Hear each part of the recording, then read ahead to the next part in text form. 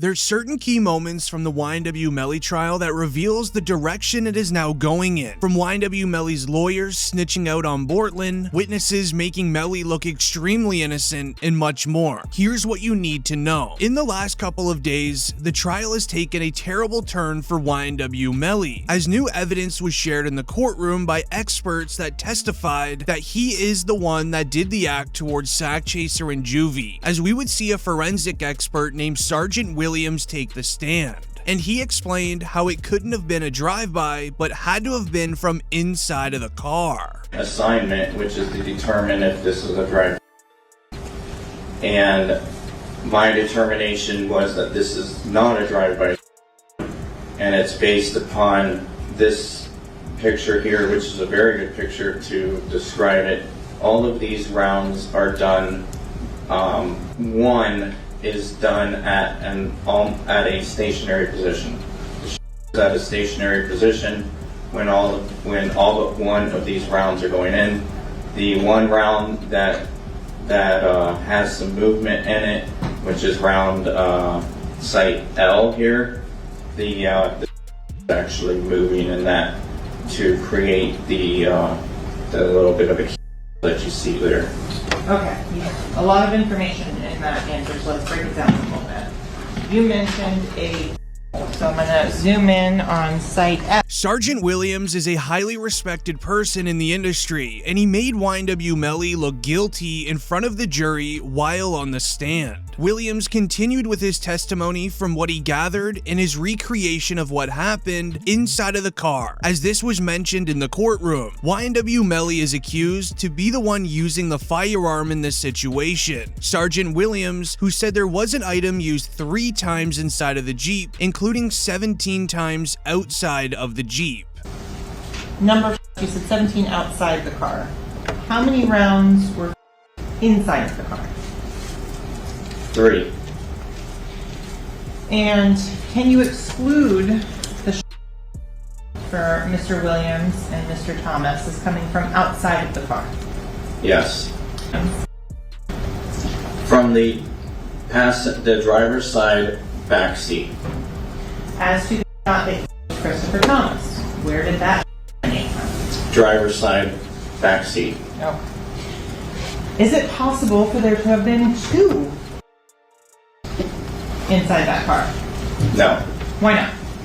There is no time. As when it came to YNW Melly's lawyers to cross-examine Williams on the stand, they failed to poke holes in his expert opinion on what happened inside of the vehicle. But this is where the rap lawyer tapped in and shared what YNW Melly's lawyers could now be doing. You see what the experts are doing for the prosecution, and what's interesting to me is what the defense is doing when they cross-examine these experts, which is they're essentially highlighting the prosecution's opinion. Rather than try to pick apart holes and say, what about this, what about that? They're saying, oh, this is what you're saying, right? That's a fact? Okay, and they're knocking them down, and they're pinning them down, and they're saying, okay, I'm going to hold you to this. This is your opinion. You think you know for a fact that came after this person was bet. You think you know for a fact that these came from not a drive-by because of the trajectory, and I know bet. And so what you're going to see, what I assume, because what is the defense doing? Well, I assume they have experts who they believe are a lot more credible, who have testified a lot more times in cases, who have a lot more research and credibility based on their experience and history in the field. And those experts are going to come on and take the stand, and those experts are going to poke the holes and say, you can't possibly know when this in relation to that. You can't possibly know how. We'll see. But that's what seems like it's setting up for the defense's experts to come in and... As YNW Melly's attorneys continue to question Sergeant Williams' findings, he then starts shifting the conversation back onto YNW Bortland, trying to make YNW Bortland look like the guilty one instead of YNW Melly. And you are aware that the person that claimed it was a drug is Cortland Henry. I believe so. I don't know who said that it was a drive-by. I was just asked to say if it was a drive-by. Okay.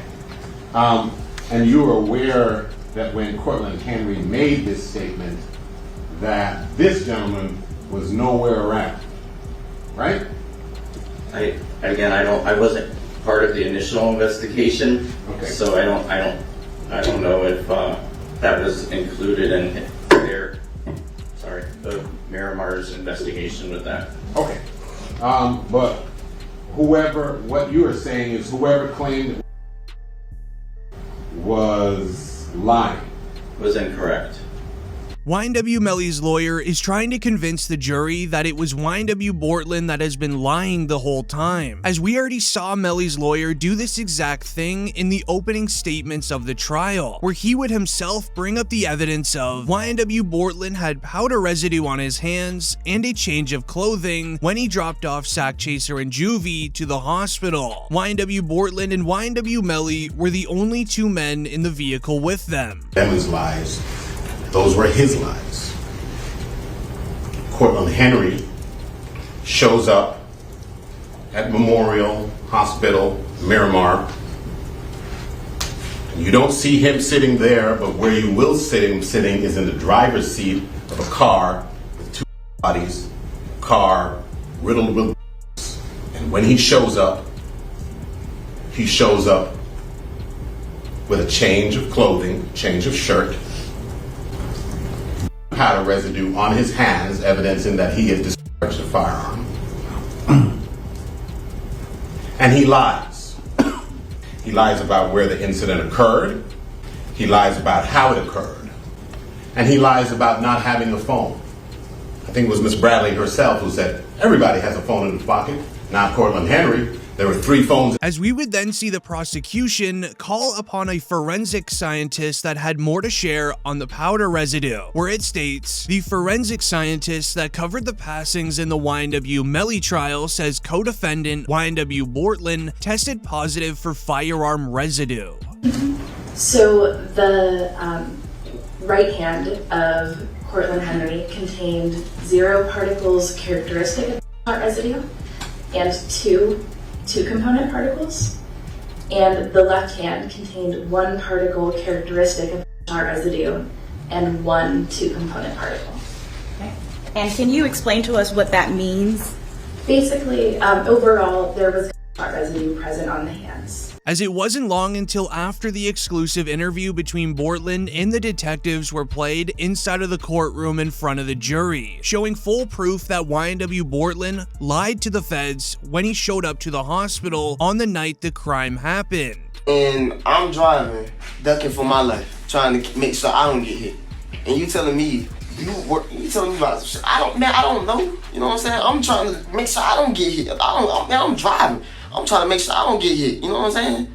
What I'm gonna be worried about? You know what I'm saying? I know it's not for you to worry about. Shit crazy, bro. But if you tell me it happened there's got to be some evidence there. There's going to be broken glass, just like there's broken glass over here from when you guys open the doors and stuff like that. Okay, there's going to be broken glass over there when the windows got out. There's going to be casings from the people at your car. Okay, there's going to be evidence over there. Okay, right now there's nothing. I kind of think I know what happened because I got information. We would then even see the rap lawyer explain this further, just showing how bad this makes YNW Bortland look, at the same time making Melly look innocent. And we have an absolute shell being dropped by the defense, a mic drop moment. The lead attorney on Melly's defense team telling the jury that Cortland Henry lied to police when he showed up at Memorial Hospital that morning.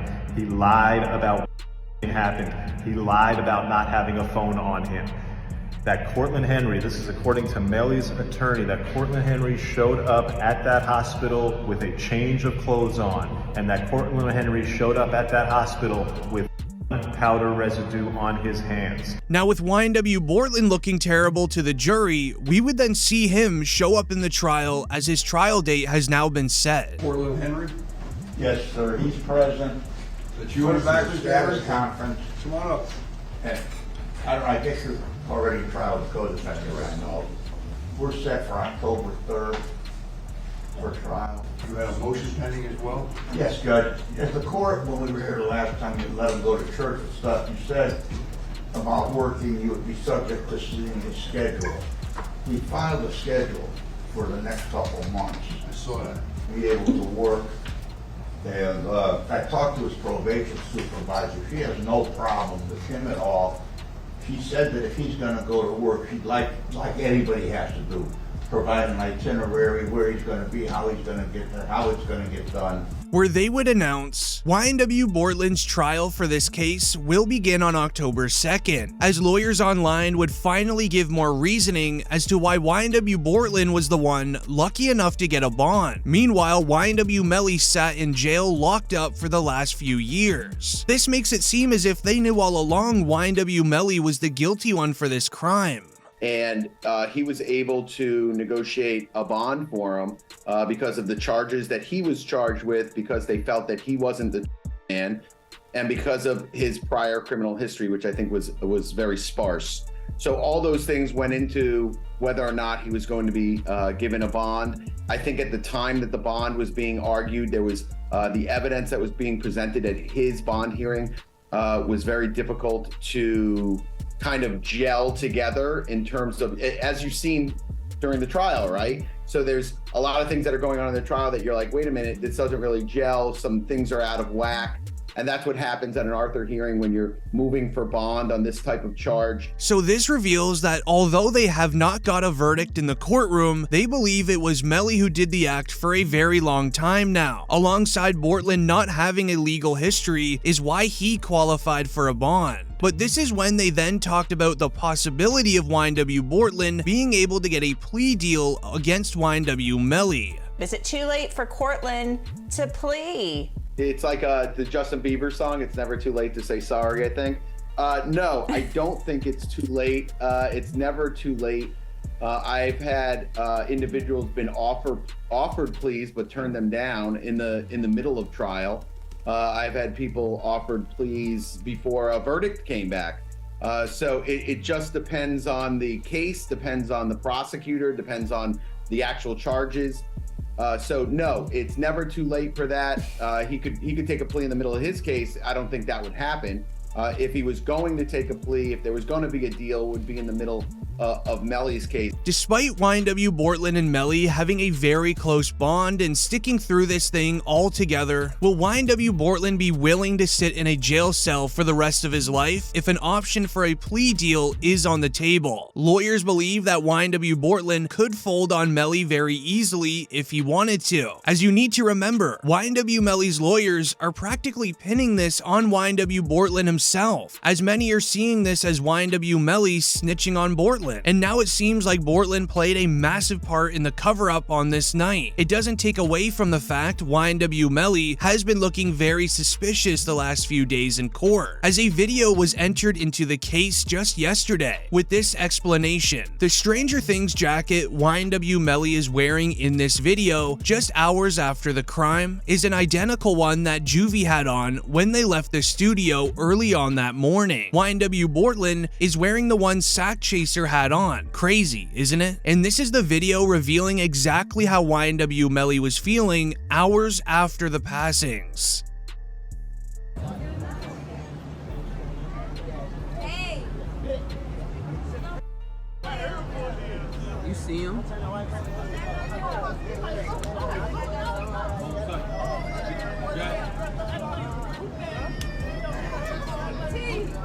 Melly still turned regardless of what happened this early morning.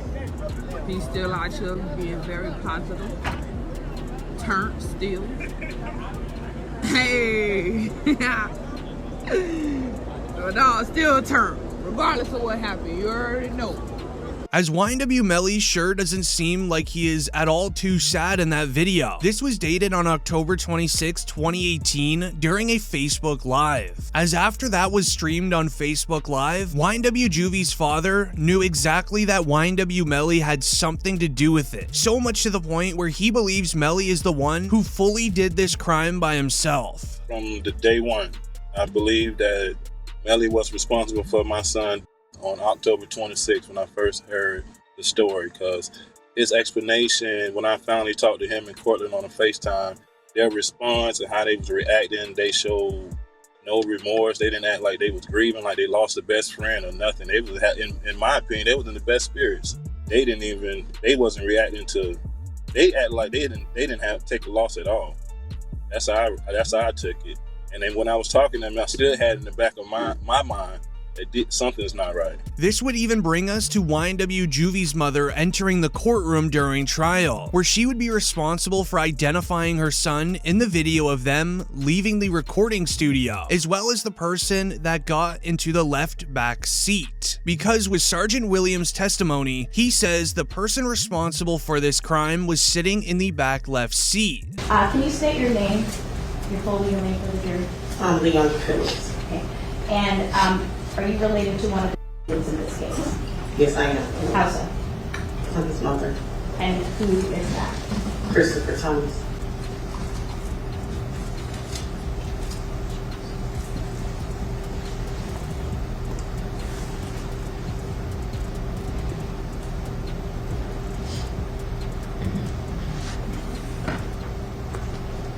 Pause it at 2:19:15. Ms. Phillips, did you see who entered into the occupants who entered into that gray Jeep? Mm-hmm. And is that a yes? Yes. Do you recognize where your son entered that gray Jeep? Yes. Which seat, if you can identify for the jury? He got in the back seat on the right hand side. Did you recognize the individual that got into the back seat on the left side, the rear driver's side? Yes. And who was that individual? Jamel. And Jamel, is that the defendant, Jamel Demons? Yes, ma'am. However, there has been some positive things going on for YNW Melly inside of the courtroom. While this evidence shared has been very concerning towards Melly's character, there has been multiple other witnesses that the prosecution called to the stand that ended up making YNW Melly look not guilty, including the expert that was never able to locate a firearm. As from this report, YNW Melly's reaction when a firearm expert tells the judge he didn't bring the item because he has no idea what item was used for this crime, where you could see YNW Melly smirking when this was announced. Why not? So the first thing is I didn't have a firearm, so I can't know which firearm I'm going to use in order to replicate any of my tests. So I can't make tests for this determination because I don't know what firearm was used. Okay. Do you have a... Shortly after that, we would then see another witness get called to the stand. He is an undercover street member who wore a mask to the courtroom to keep an identity secret, where he would go on to state this about YNW Melly. They would quickly get checked. That happened to those two kids. I don't know how old they are. Those two guys that were claiming money, the Island Boys. Fun haircut. Okay. Yeah, they were claiming to be members of, which is a set of, and they quickly got checked by almost every that could find them on social media. They got framed, and they then had to recant and apologize. Did you find any evidence whatsoever of any recanting or apologizing by Mr. Demons in the records that you reviewed? There's no recanting, there's no apologizing, there's no one calling out Mr. Demons for being a fake.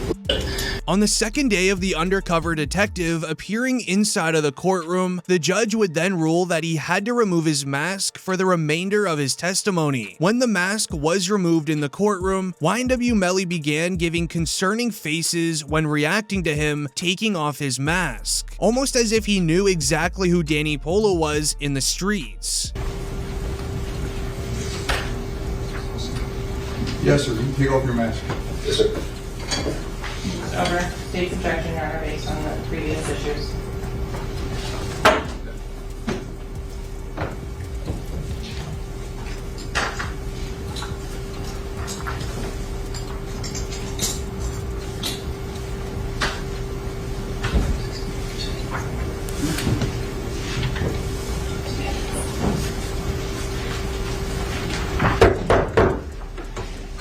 Jury entering.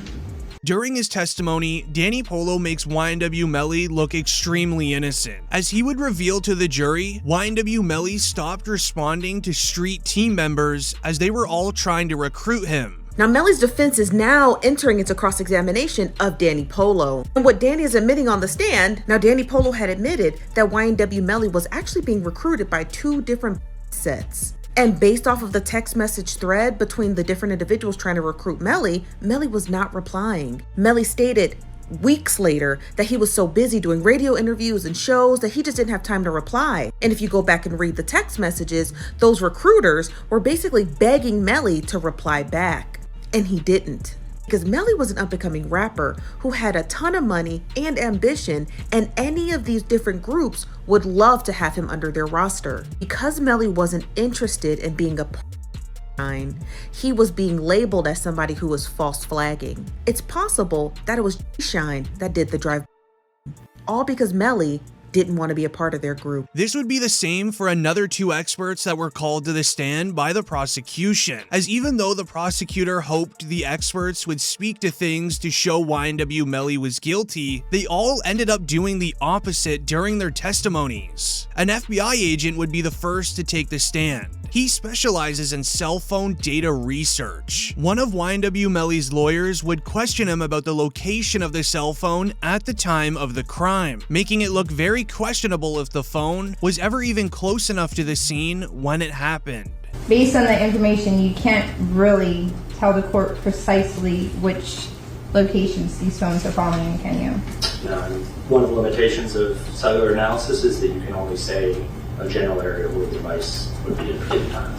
All right. So even with the general analysis, all of the stuff that we've gone through for about 4 or 5 hours, at the end of the day, you can never give an exact location.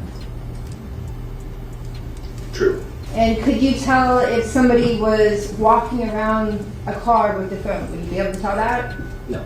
So it'd be your testimony that this phone, 9807, could be from here to here, correct? Yes.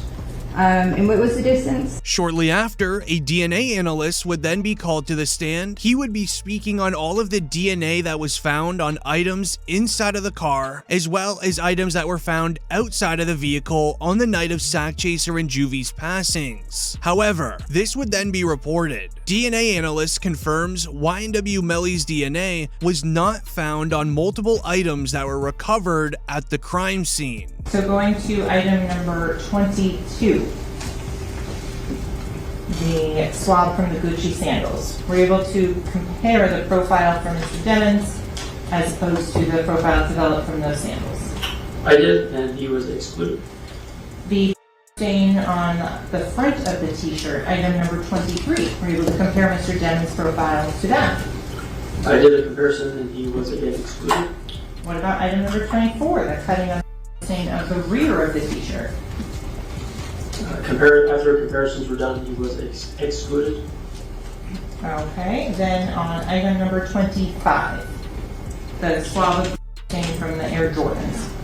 Again, an exclusion. Going on to item number 26, the swab from the yellow jacket. An exclusion as well. And in terms of the item number 27 and 28, the swabs at the Gatorade bottles. What were the results on that? Those were both exclusions. This looks extremely good for YNW Melly. However, the only spot mentioned in court that YNW Melly's DNA was found on was the car door handle of the Jeep. This is obvious as we watched YNW Melly get into the vehicle on camera footage outside of the recording studio.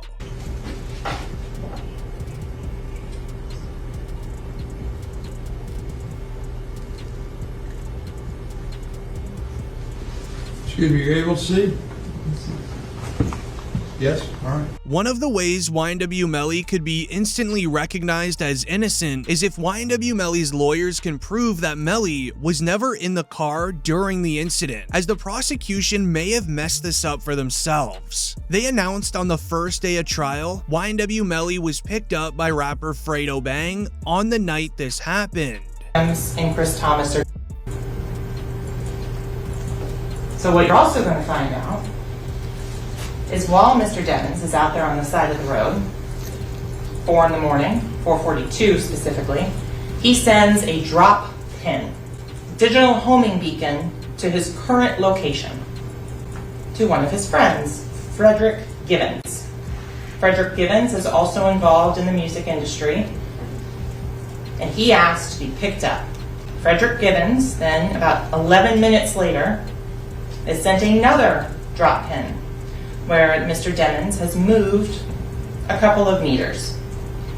What you're going to find out as well, though, is these digital leashes, they have more than just phone calls. Assuming his lawyers can prove that YNW Melly left with Fredo Bang before the crime happened, then Melly's name could technically get cleared. The DNA specialist already admitted to the jury YNW Melly's DNA was not found anywhere inside of the vehicle except the car door handle, which is a massive win for YNW Melly. After the testimonies of both the FBI agent and DNA analyst, YNW Melly was in amazing spirits, as we would see him laughing with his lawyer during the first recess.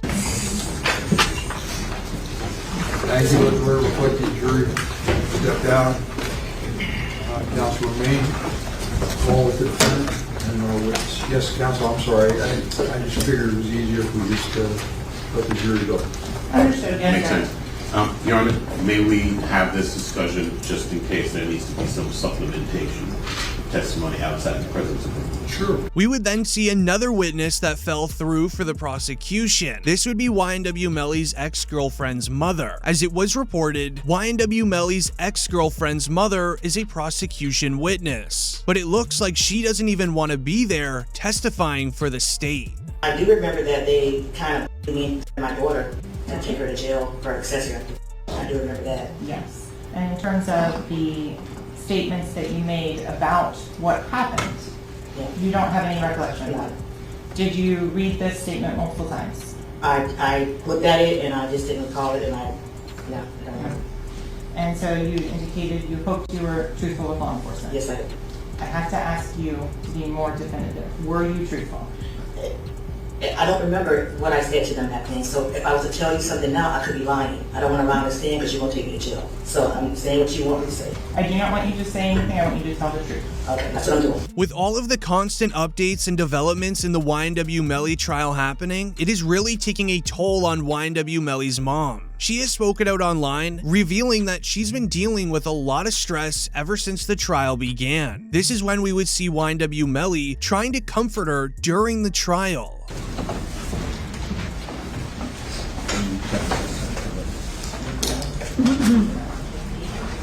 Sorry.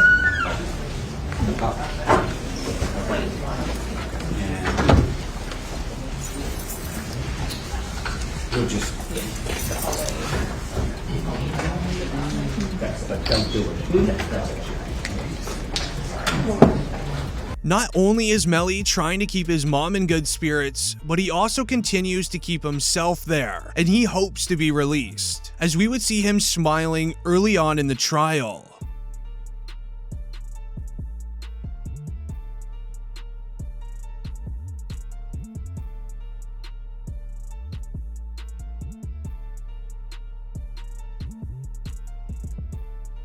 We would even see countless times of YNW Melly praying during his time in the courtroom as well.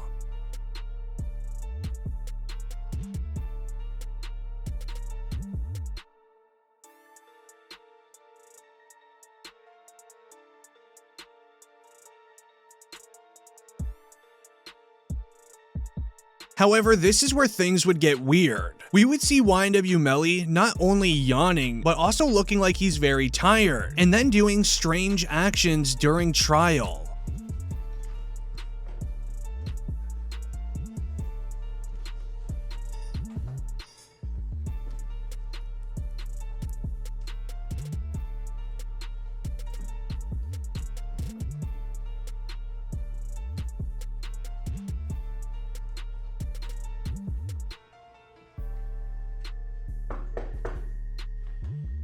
YNW Melly's trial still has a lot more to be seen, and once it's off the break, we should begin to see YNW Melly's defense team begin calling their own witnesses to the stand. This will be a huge positive for YNW Melly in the case. As we have already seen Melly's music manager say time and time again, Melly has a very strong defense prepared.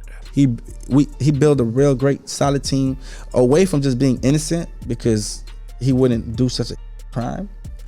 He prepared himself and got a proper, defense. Their job is to handle themselves in trial, not on social media. You guys are taking it that way. If they say they got DNA in a car, I'm just gonna tell you, Melly DNA was found in the car. You're gonna think, yeah, his DNA was found in the car the day of the.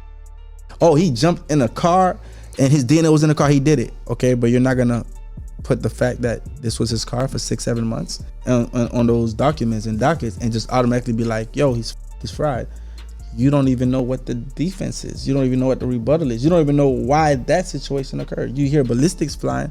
You don't know what the defense is. You hear this, you hear that. You get what I'm saying? I'm gonna be honest. As we have already seen, the prosecution fumble a lot of evidence by not providing it to the courtroom during the discovery period, as we have heard from the rap lawyer himself. YNW Melly trial, more missteps from the prosecution. This time, the judge issuing a sanction. The sanction is the prosecution is not going to be allowed to use certain evidence. The reason? The prosecution failed to turn the evidence over in a timely manner. The defense had accused them of trying to plug up holes. You're going to see the footage from the judge where the judge says, look, this is not the right way to do it. Ultimately, I don't know if this is a huge part of their case, this evidence that's being excluded, but it speaks to the issue that the defense attorney was talking about, is this is a case. If you've got your evidence, go ahead and present it. The way the evidence is coming out, there's too many missteps, too many technical mishaps.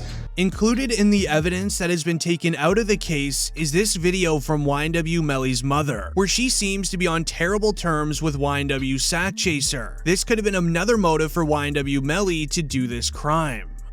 Show me text messages from Sack Chaser, all her friends, and all these people. Like, he's about this life, but I'm saying, like, who you ever out at? What you ever did? You couldn't even take charge. If you don't sit your down and don't ever come for me, because my credentials is real. It ain't even a joke. So don't ever try to come for me, because I don't even play them type of games. Like, what you got that I ain't got? Oh, you your look. I got big. On the end of the day, Melly is my child.